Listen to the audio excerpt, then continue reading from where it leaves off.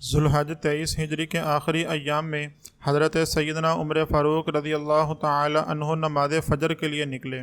آپ کا معمول تھا کہ جب تک مقتدیوں کی صفیں بالکل سیدھی نہ ہو جاتیں تکبیر تحریمہ نہیں کہتے تھے۔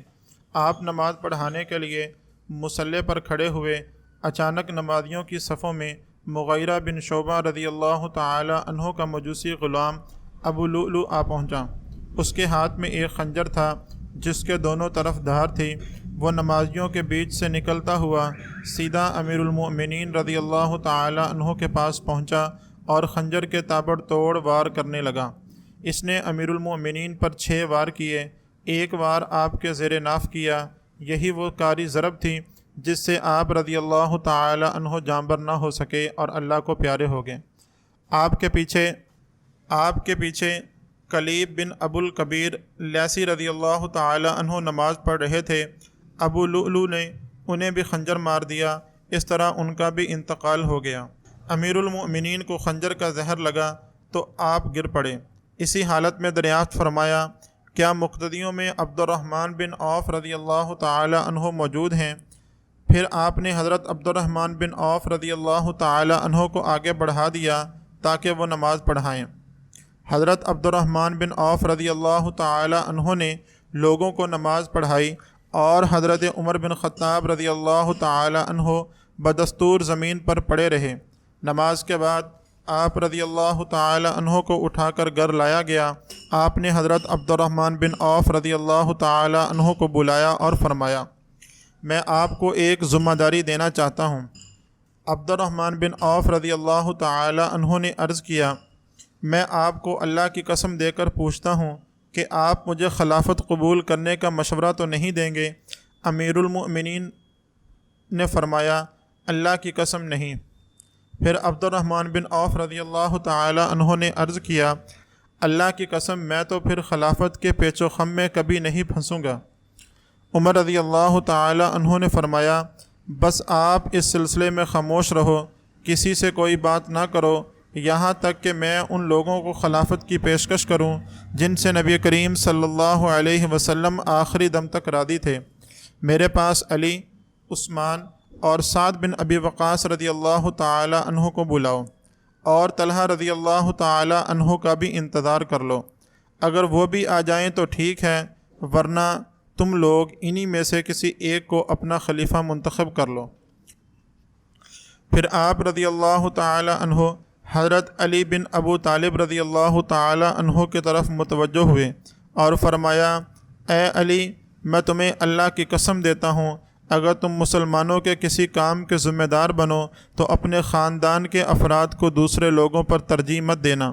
یہی بات آپ رضی اللہ تعالی عنہ نے حضرت عثمان اور حضرت سعد رضی اللہ تعالی عنہ سے بھی کہی۔ پھر فرمایا، تم لوگ جاؤ اور باہمی مشورے سے کسی ایک کو اپنا خلیفہ منتخب کر لو۔ پھر آپ نے حضرت صہیب رضی اللہ تعالی عنہ کو حکم دیا کہ وہ مسلمانوں کی نمازوں میں امامت کرائیں۔ پھر حضرت ابو طلحہ انصاری رضی اللہ تعالی عنہ کو بلا کر تاکید فرمائی کہ آپ یہاں دروازے پر کھڑے رہیں اور کسی کو ان کے مشوروں میں مداخلت نہ کرنے دیں۔ پھر آپ نے یہ وصیتیں فرمائیں، میں اپنے بعد آنے والے خلیفہ کو وصیت کرتا ہوں کہ وہ انصار مدینہ کے ساتھ حسن سلوک سے پیش آئے اور ان کا خیال رکھے، کیونکہ انہوں نے اللہ اور اس کے رسول صلی اللہ علیہ وسلم کی خاطر بے حد قربانیاں دی ہیں اور ایمان و آخرت ہی کو جائے پناہ بنائے رکھا۔ میری وصیت ہے کہ انصار کے اچھے لوگوں کے ساتھ اچھا برتاؤ کیا جائے اور ان میں سے جو لوگ برے ہیں ان کی غلطیوں کو نظر انداز کیا جائے۔ میں اپنے بعد کے خلیفہ کو وصیت کرتا ہوں کہ وہ عربوں کا خیال رکھے، کیونکہ دراصل عرب ہی اسلام کی جڑ ہیں۔ ان کے مالداروں سے صدقے اور خیرات لیے جائیں اور غریبوں اور محتاجوں میں تقسیم کر دیے جائیں۔ یہی رسول اکرم صلی اللہ علیہ وسلم کی تعلیم ہے۔ اے اللہ، تو گواہ رہ، میں نے اپنی حد تک تیرا پیغام پہنچا دیا۔ ان ارشادات کے بعد حضرت عمر بن خطاب رضی اللہ تعالی عنہ نے اپنے بیٹے عبداللہ سے فرمایا، عبداللہ بن عمر، جا کر دیکھو کہ میرا قاتل کون ہے۔ عبداللہ بن عمر نے عرض کیا، اے امیر المؤمنین، آپ کا قاتل حضرت مغیرہ بن شعبہ رضی اللہ تعالی عنہ کا نصرانی غلام ابو لؤلؤ ہے۔ حضرت عمر بن خطاب رضی اللہ تعالی عنہ نے یہ سن کر ٹھنڈا سانس بھرا اور فرمایا، تمام تعریف اللہ ہی کے لیے ہے جس نے میری موت کسی ایسے آدمی کے ذریعے واقع نہیں ہونے دی جس نے اللہ کے لیے ایک بھی سجدہ کیا ہو۔ پھر آپ نے اپنے بیٹے حضرت عبداللہ رضی اللہ تعالی عنہ سے فرمایا، ام المؤمنین سیدہ عائشہ رضی اللہ تعالی عنہ کے پاس جاؤ اور پوچھو کیا وہ اجازت دیتی ہیں کہ میں رسول اکرم صلی اللہ علیہ وسلم اور حضرت ابو بکر صدیق رضی اللہ تعالی عنہ کے ساتھ دفن کیا جاؤں۔